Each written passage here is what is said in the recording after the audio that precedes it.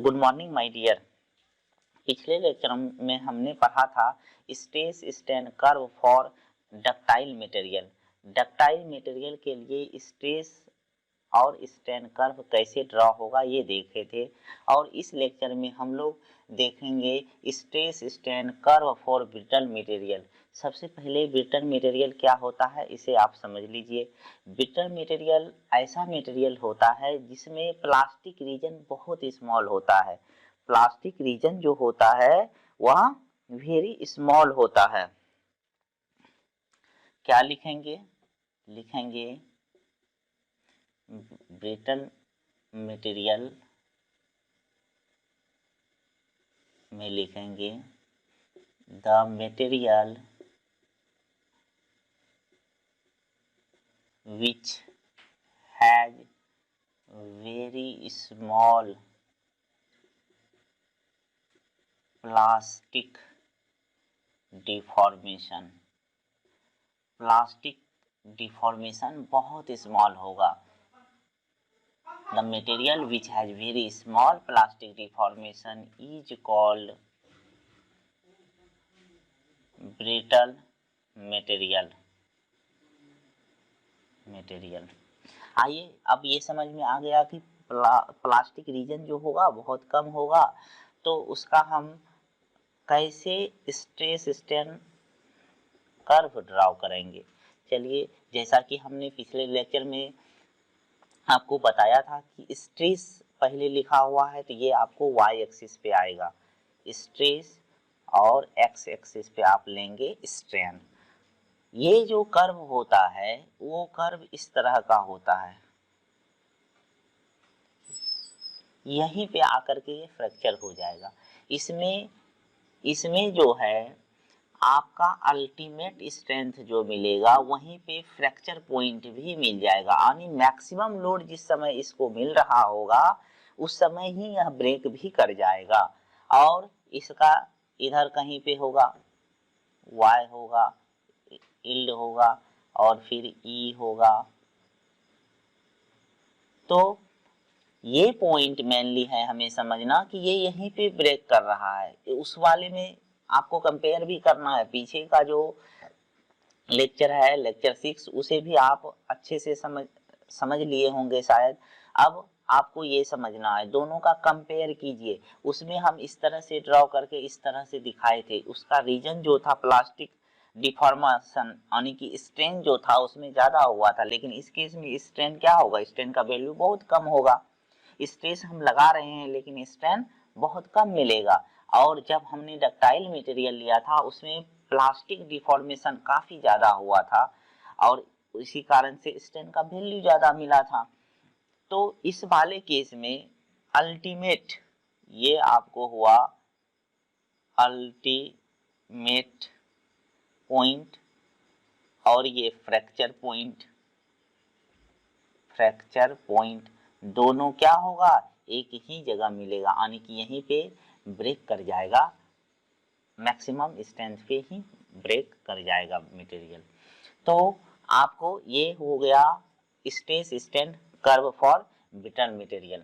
एक factor of safety क्या होता है, FOS क्या होता है। फैक्टर ऑफ सेफ्टी को समझ लेते हैं, ये भी इम्पोर्टेंट डिजाइन का बहुत इम्पोर्टेंट पार्ट होता है फैक्टर ऑफ सेफ्टी FOS।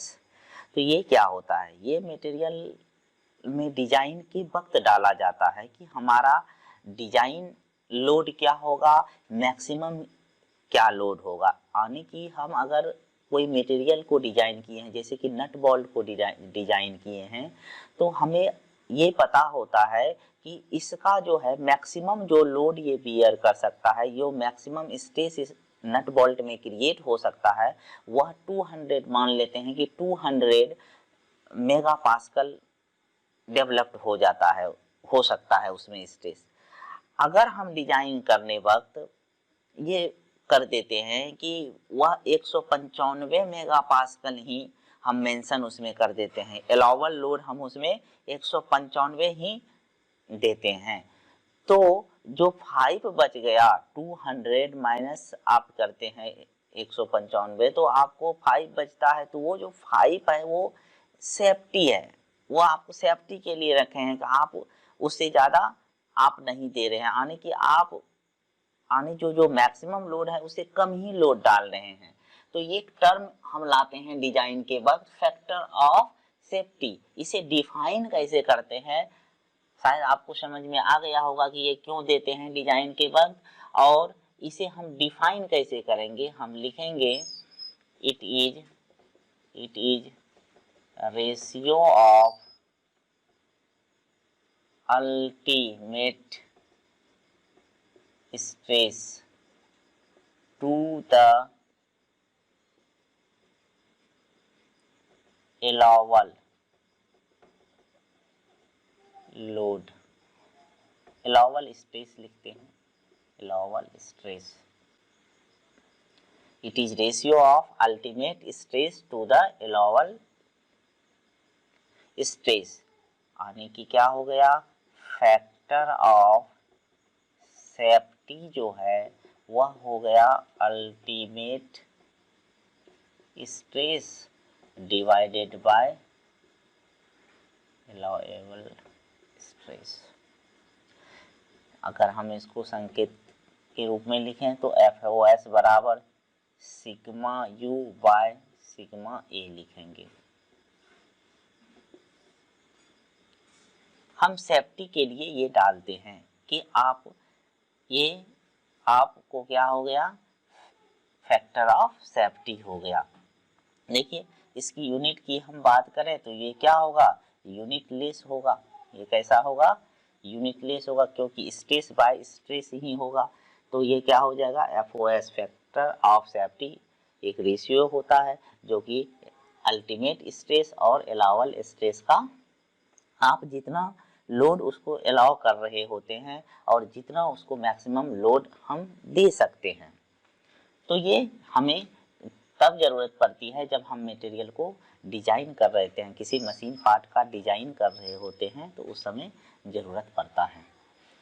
चलिए और आगे बढ़ते हैं और एक महत्वपूर्ण टॉपिक को लेते हैं, थर्मल स्ट्रेस को। टेम्परेचर स्ट्रेस भी बोलते हैं। थर्मल स्ट्रेस क्या होता है, देखिए अगर किसी मटेरियल में, किसी बॉडी में टेम्परेचर के चेंज के कारण से स्ट्रेस डेवलप्ड होता है तो हम उसे बोलते हैं कि थर्मल स्ट्रेस हुआ है। क्या लिखेंगे, the stress induced in any body due to change in temperature, is called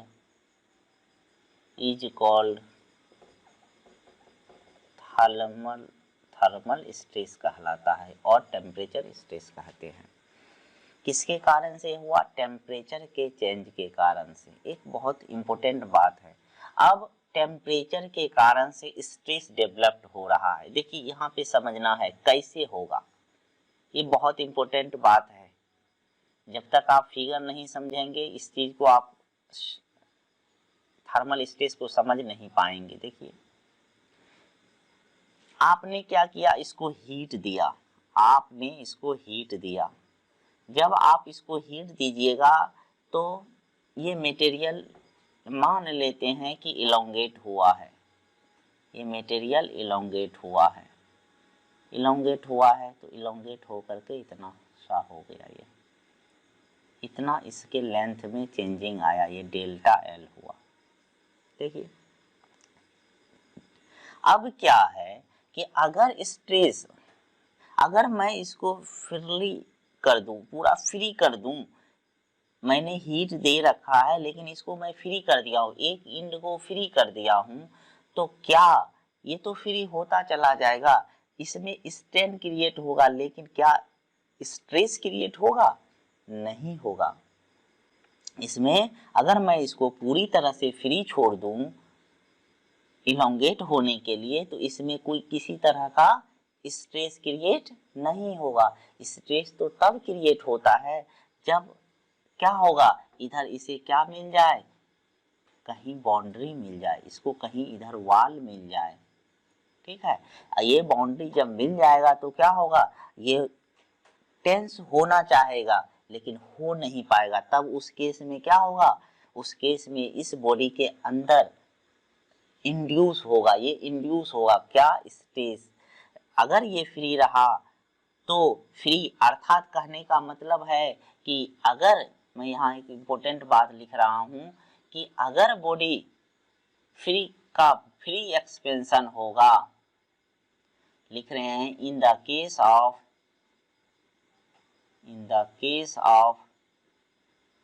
free expansion no stress is developed. समझना है इस बात को, अगर मैं इसको फ्री छोड़ दूंगा तो इसमें किसी तरह का स्ट्रेस इंड्यूस नहीं होगा। स्ट्रेस इंड्यूस तब होगा जब हम इसको किसी बाउंड्री तक, किसी फिक्स पॉइंट तक ही स्ट्रेस इलोंगेट होने देंगे, तब स्ट्रेस क्रिएट होगा। लेकिन फ्री एक्सपेंशन के केस में क्या होगा, इलोंगेशन होगा, इसका मतलब है स्ट्रेन होगा लेकिन स्ट्रेस नहीं होगा। तो अब हमें ये समझ में आया कि इसमें कब स्ट्रेस होगा और कब नहीं होगा। अब हम आगे देखेंगे कि हमें ये स्ट्रेस का वैल्यू निकालना कैसे है, कैसे हम निकालेंगे, टेम्परेचर को राइज करेंगे। मान के चलते हैं इसका कुछ इनिशियल टेम्परेचर होगा, हीट देने के बाद का कुछ टेम्परेचर होगा, टेम्परेचर में डिफरेंस आया, इसके वजह से आपने ये इसका इलोंगेशन यहाँ पे डेल्टा एल रखा है। तो किस तरह से हम इसको निकालेंगे वो अब देखेंगे।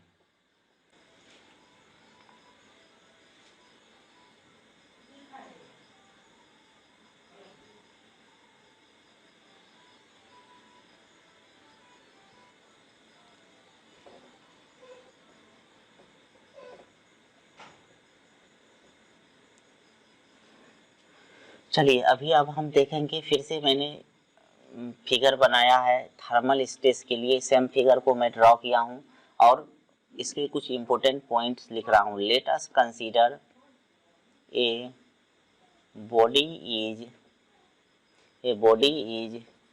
heated up to certain temperature। एक बॉडी को हम सर्टेन टेम्परेचर तक हीट करते हैं, तो हीट करेंगे तो क्या होगा, देन चेंज इन टेम्परेचर होगा, वह डेल्टा टी होता है, मान लेते हैं डेल्टा टी है। तो ये कैसे आया होगा delta T, T F minus T I, T final minus T initial, इसको हम T2 माइनस T1 भी लिखते हैं। चेंज इन टेम्परेचर हो गया, इसका ओरिजिनल लेंथ होगा कुछ, let original length of rod equal to कितना, तो एल नॉट ले लिया। और इस मटेरियल का, जो मटेरियल यूज किए हैं, इसका कुछ यंग्स मॉडुलस होगा, Young's modulus equal to E, Young's modulus आपको ई हो गया।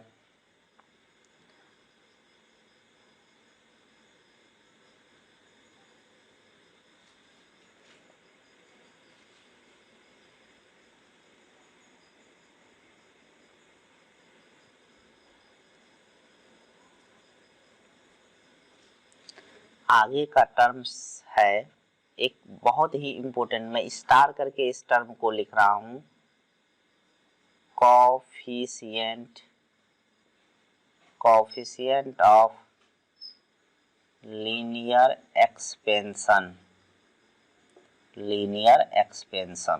Coefficient of linear expansion. मैं स्टार दे करके इस पॉइंट को लिख रहा हूँ, बहुत इंपॉर्टेंट पॉइंट है। इसे हम अल्फा से डिनोट करते हैं। ये क्या होता है? कोफिशिएंट ऑफ लीनियर एक्सपेंशन का मतलब होता है और जो चेंज इन लेंथ है, चेंज इन लेंथ, ये चेंज इन लेंथ हो रहा है, चेंज इन लेंथ पर ओरिजिनल लेंथ पर केल्विन होता है, पर डिग्री सेंटीग्रेड लिखते हैं यानी टेम्परेचर लिखते हैं। एल नॉट बाय क्या हो जाएगा? डेल्टा टी लिख सकते हैं इसको, कि आपने डेल्टा टी टेम्परेचर चेंज किया, उसकी वजह से डेल्टा एल लेंथ में चेंज आया। तो यूनिट अगर हम लेते हैं तो delta L by L not हुआ, और फिर हम उसी को टेम्परेचर से डिवाइड कर दिए हैं, तो इसी को हम बोलते हैं coefficient of linear expansion. Coefficient of linear expansion क्या हो गया? Change in length per unit, इसको ऐसे लिख सकते हैं, change in length divided by original length per unit change in temperature, change in temperature per unit temperature, per unit change in temperature को हम क्या बोलते हैं? अल्फा बोलते हैं, कोफिशिएंट ऑफ लीनियर एक्सपेंशन। देखिए इसका यूनिट क्या हो जाएगा? इसकी अगर मैं यूनिट की बात करूं तो यूनिट क्या हो जाएगा? देखिए एल इसका और ये भी एल, इसका मतलब हो गया कि ये लंबाई है, लंबाई है, दोनों कैंसिल हो जाएगा और यहाँ सिर्फ टेम्परेचर बतेगा, यानी कि 1 बाय क्या हो जाएगा? 1 bye degree centigrade, 1 bye degree centigrade या 1 बाय केल्विन आप लिख सकते हो। तो ये आपका इसका यूनिट हो गया। और क्या होगा? और हमारे लिए जरूरत इनिशियल लेंथ लिख चुके हैं।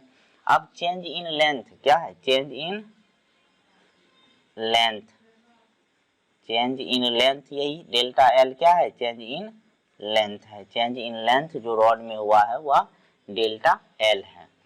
तो ये सारे पॉइंट्स हमने इसी रॉड को देख करके माना है कि इसमें स्ट्रेस किस तरह से डेवलप्ड होगा, हमने कुछ इंपॉर्टेंट पॉइंट इसमें मान लिया है। अब आइए कि हम निकालेंगे कि ये जो थर्मल स्ट्रेस होगा वो निकलेगा कैसे, कितना होगा, उसका वैल्यू क्या होगा। तो अभी अभी आपको क्या पता है, सबसे पहले हम निकालते हैं इलोंगेशन निकालते हैं, तभी तो पहले हम डेल्टा एल निकालते हैं। Now elongation in the rod कितना होगा, यानी कि डेल्टा एल हमको निकालना है, डेल्टा एल निकालना है। कैसे निकालेंगे? तो यही यूज करेंगे, कोफिशिएंट ऑफ लीनियर एक्सपेंशन। क्या जानते हैं? वी नो दैट, अभी अभी जस्ट हम इसको डिफाइन कर लिए हैं। यहाँ पे लीनियर एक्सपेंशन को लिखेंगे, we know that alpha equal to क्या? Delta L by L not into delta T. तो यहाँ से देखिए क्या हो जाएगा, डेल्टा एल बराबर हो गया alpha into L not into delta T हो गया। ये आपको इलोंगेशन अगर पूछ दिया कि रॉड में टेम्परेचर की वजह से इलोंगेशन कितना होगा, तो ये होगा। अब इलोंगेशन पता हो गया, अगर हमसे पूछ दे कि स्ट्रेन क्या होगा, एप्सिलॉन, तो स्ट्रेन बराबर होता क्या है? Delta L by L not होता है। तो हम स्ट्रेन इक्वल टू क्या लिखेंगे? एप्सिलॉन इक्वल टू, देखिए डेल्टा एल का वैल्यू आप यहाँ से पुट कर दीजिए, तो alpha L not delta T divided by L not. आप समझ पा रहे होंगे अच्छे से। एल नॉट कैंसिल हो जाएगा, देखिए क्या बचा, तो स्ट्रेन इक्वल टू आपको हो गया epsilon equal to alpha into delta T. ये फॉर्मूला हो गया आपका अल्फा इंटू डेल्टा टी। देखिए इसका यूनिट क्या, अल्फा का यूनिट 1/डिग्री सेंटीग्रेड लिखे हैं और इसका टेम्परेचर का डिग्री सेंटीग्रेड, अगर दोनों कटेगा तो स्टैंड का यूनिट लेस हो जाएगा। तो सही चल रहे हैं हम। अब बात आती है कि स्टैंड तो निकल गया, तो अब स्ट्रेस कैसे निकलेगा, स्ट्रेस कैसे निकलेगा। तो स्ट्रेस निकालने के लिए हम क्या करेंगे, हुक्स लॉ यूज कर लेंगे। हम लिखेंगे फ्रॉम हुक्स लॉ। देखिए हुक्स लॉ से क्या होता है, stress directly proportional to strain आता है, वहां से एक कांस्टेंट यानी कि लिखते हैं स्ट्रेस इक्वल टू एक कांस्टेंट यानी कि यंग्स मॉडुलस, यही जो माने हुए हैं, इसीलिए पहले ही हम मान लिए थे। Stress equal to Young's modulus into क्या, स्ट्रेन। तो स्ट्रेन का वैल्यू ला लिए हैं, तो स्ट्रेस बराबर क्या हो गया, स्ट्रेस बराबर E इंटू क्या, अल्फा डेल्टा टी। ये आपको स्ट्रेस का वैल्यू हो गया इतना, इक्वल टू इसको हम किससे डिनोट करते हैं, तो सिग्मा से करते हैं। ये स्ट्रेस का वैल्यू हो जाएगा। तो ये जो फॉर्मूले आए हैं, 3 फॉर्मूला, तीनों बहुत इम्पोर्टेंट है थर्मल स्ट्रेस के लिए। तो इसमें आपको कंप्लीटली क्या क्या समझ में आ गया कि रॉड में इलोंगेशन कितना होगा, इस रॉड में स्ट्रेन कितना डेवलप्ड होगा और स्ट्रेस कितना डेवलप्ड होगा। तो फॉर्मूला क्या हो गया, इलोंगेशन के लिए हो गया alpha into L not into delta T, strain निकलेगा अल्फा इंटू डेल्टा टी से और स्ट्रेस निकलेगा E into alpha into delta T. तो आप थर्मल स्ट्रेस आप निकाल सकते हो। तो इसमें क्वेश्चन क्या पूछेगा, सबसे पहला इंपॉर्टेंट बात जो है इसमें, जब हम न्यूमेरिकल बनाएंगे तो उस समय ये ध्यान देंगे जो बॉडी इलोंगेट हो रहा है क्या उसको रोकने वाला कोई है कि नहीं, इसको प्रिवेंट करने वाला कोई है कि नहीं, मना करने वाला कोई है कि नहीं। अगर यह फ्री एक्सपेंशन हो रहा होगा तो ध्यान देना है उस समय केवल इलोंगेशन होगा, स्ट्रेन होगा, लेकिन स्ट्रेस डेवलप्ड नहीं होगा। ये बार बार क्वेश्चन कई बार कॉम्पिटिटिव एग्जाम में भी आया है, जब आप एसएससी का एग्जाम देने जाएंगे, इवन जो इंजीनियरिंग का एग्जाम गेट होता है उसमें भी इस पे कई बार क्वेश्चन आ चुका है और इस टॉपिक से क्वेश्चन आना 100% श्योर रहता है। बहुत इंपॉर्टेंट टॉपिक है ये। तो आपको ये समझ में आया होगा कि थर्मल स्ट्रेन में हमें किस तरह से सॉल्व करना है क्वेश्चन। क्या क्या पूछ सकता है, हमें इलोंगेशन पूछ सकता है, हमें इलोंगेशन हो सकता है कि हमें इनिशियल लेंथ पता हो, फाइनल लेंथ पता नहीं हो, तो उस समय क्या होगा, उस समय यहाँ पे देखिए डेल्टा, ये जो डेल्टा एल लिखे हैं तो डेल्टा एल होगा क्या, ये होगा L F minus L not होगा। तो ये हो सकता है कि हमें ये दिया हो लेकिन फाइनल लेंथ पता ना हो, तो इस तरह से हमें घुमा फिरा के कई सारा क्वेश्चन पूछ सकता है।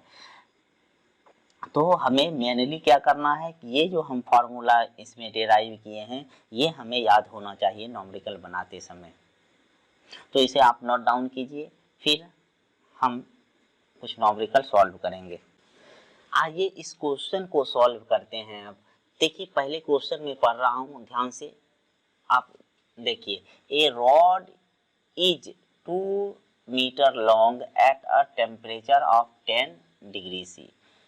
क्या बोल रहा है कि एक रॉड है 2 मीटर लंबा है और उसका टेम्परेचर उस समय का कितना है, 10 डिग्री सी है। Find the expansion of the rod, कह रहा है कि आप एक्सपेंशन ऑफ रॉड निकालिए यानी इलोंगेशन निकालिए, यानी कि डेल्टा एल निकालिए।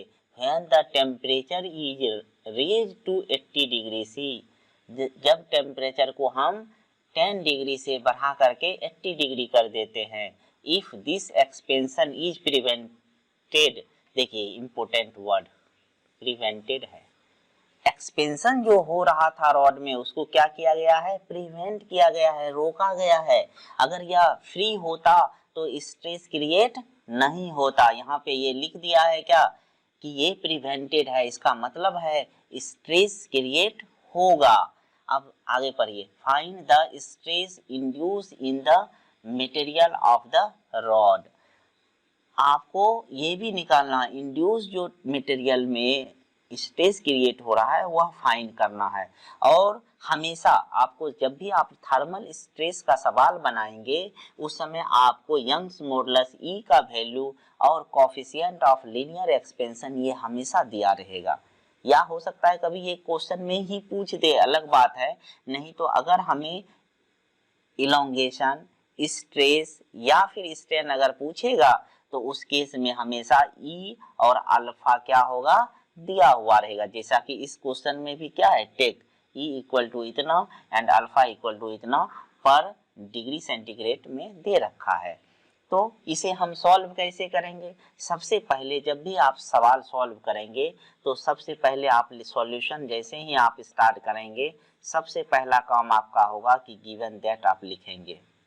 गिवन दैट क्या दिया हुआ है, क्या दिया हुआ है और क्या आपसे पूछा गया है, आप ये पहले मेंशन कीजिए। सवाल को अच्छे से पढ़ करके और आप ये समझ जाते हो कि क्या सवाल में दिया हुआ है और क्या हमें निकालना है तो सवाल इजी हो जाता है। तो गिवन दैट सबसे पहले क्या है कि रॉड का लेंथ यानी कि ओरिजिनल लेंथ दे रखा है, कितना L0 हो गया, ओरिजिनल लेंथ दे रखा है L0 इक्वल टू कितना 2 मीटर दे रखा है। चलिए आगे बढ़ते हैं। इसके बाद इनिशियल टेम्परेचर दे रखा है, इनिशियल टेम्परेचर, चलिए इसको हम लिख देते हैं TI लिख देते हैं, कितना है 10 डिग्री C है। इसके बाद फाइनल टेम्परेचर भी हमें पता है, फाइनल टेम्परेचर पता है TF है, कितना है 80 डिग्री सेंटीग्रेड है। अब चेंज इन टेम्परेचर हम फाइंड कर सकते हैं, चेंज इन टेम्परेचर कितना हो जाएगा 70 हो जाएगा। कैसे? तो 80 माइनस 10 करेंगे तो 70 डिग्री सेंटीग्रेड हो गया। देखिए यहाँ तक अभी हम आ चुके हैं यहाँ तक। अब आगे हमें ई दिया हुआ है और अल्फा दिया हुआ है। हमें क्या दिया हुआ है, अल्फा इक्वल टू 1, कितना दिया हुआ है अल्फा 0.4012 पर डिग्री सेंटीग्रेड में। चलिए आगे ई दिया हुआ है 1 × 10⁵ मेगा न्यूटन पर मीटर स्क्वायर। इसको क्या लिख सकते हैं, इसको लिख सकते हैं 10⁵ और ये 10⁶ होगा तो 6 और 5 हो जाएगा 11 न्यूटन पर मीटर स्क्वायर। देखिए ये सारा कुछ हमें दिया हुआ है। सबसे पहले क्या पूछा गया है, फ्री एक्सपेंशन पूछा गया है, यानी कि हमें पूछा गया है delta L equal to what. तो क्या करेंगे, सबसे पहला क्वेश्चन हमारा था delta L equal to what. तो डेल्टा L इक्वल टू अभी हम जस्ट फॉर्मूला पढ़े, अभी हम जस्ट फॉर्मूला पढ़े हैं। क्या पढ़े हैं, क्या होगा अल्फा इक्वल टू क्या हो जाएगा, delta L equal to alpha original length into क्या हो जाएगा डेल्टा T हो जाएगा, alpha L0 into delta T हो जाएगा। तो ये वैल्यू आप पुट कर दीजिए फिर आपको मिल जाएगा। डेल्टा L का अल्फा का वैल्यू पुट कर दीजिए, कितना हो जाएगा 0.0012, इसका L0 का वैल्यू 2 मीटर और ये देखिए ये कितना है 70 है। देखिए ये पर डिग्री सेंटीग्रेड था, ये आपको सेंटीग्रेड था, दोनों कट जाएगा तो इसका डेल्टा L का यूनिट क्या होगा मीटर में अभी होगा, ये आपको मीटर में होगा, ये आपको मीटर में होगा इतना। फिर आप इसको जब कैलकुलेशन करेंगे, आप इसे कैलकुलेट करके लाएंगे तो ये आपको 0.0168 mm हो जाएगा। इसको जब आप पूरी तरह कैलकुलेट करेंगे तो इतना वैल्यू आएगा। सॉरी ये जो है आपको mm में नहीं बल्कि 0.168 ये मीटर में है तो ये सेंटीमीटर में आएगा। आपको करके देखिएगा कितना आता है। आप लोगों को कैलकुलेटर यूज करना है तो आप कैलकुलेटर से यूज कर लेंगे इसे। अब डेल्टा एल निकल गया। अब अगला क्वेश्चन है कि स्ट्रेस क्या होगा। अगला दूसरा क्वेश्चन है इसमें, स्ट्रेस क्या होगा। तो स्ट्रेस कैसे निकलेगा? स्ट्रेस निकालने के लिए हमें पहले क्या निकालना होगा? स्ट्रेस निकालने के लिए पहले हमें स्ट्रेन निकालना होगा कि स्ट्रेन का वैल्यू कितना होगा। तो या डायरेक्ट फार्मूला भी यूज कर सकते हैं। इस थर्मल स्ट्रेस का फार्मूला अभी अभी हम पढ़े। क्या पढ़े? Formula alpha into delta T into क्या होगा? ई होगा। Alpha into delta T into E होगा। तो हम क्या कर रहे हैं, यहाँ से ये वैल्यू सारा जो भी वैल्यू दिया हुआ है वो पुट कर देंगे और फिर हमें ये मिल जाएगा। आप लोग ये जो भी वैल्यू यहाँ है उसे आप यहाँ पुट करेंगे। फाइनली मैं यहाँ पे आंसर लिख दे रहा हूँ कि ये स्ट्रेस का वैल्यू कितना आएगा। तो ये आपको आएगा 84 मेगा न्यूटन पर मीटर स्क्वायर होगा। देखिए इसमें स्ट्रेस ही पूछा गया, स्ट्रेन नहीं पूछा गया है, तो हम यहाँ पे ऐसे स्ट्रेन भी निकाल दे रहे हैं। तो स्ट्रेन निकाल देते हैं। तो स्ट्रेन इक्वल टू क्या हो जाएगा? स्ट्रेन इक्वल टू क्या होगा? स्ट्रेन इक्वल टू हो जाएगा अल्फा इंटू डेल्टा टी। आप ये भी वैल्यू निकाल लीजिएगा, अल्फा इंटू डेल्टा टी से ये वैल्यू आपको निकल आएगा। जो भी वैल्यू आए वो हमारा क्या होगा? आंसर होगा। ये दो चीज हमसे अभी पूछा गया था, ये नहीं पूछा गया था, हम अपने मन से इसे अभी निकाले हैं। इस सवाल से एक्स्ट्रा चीज हुआ ये।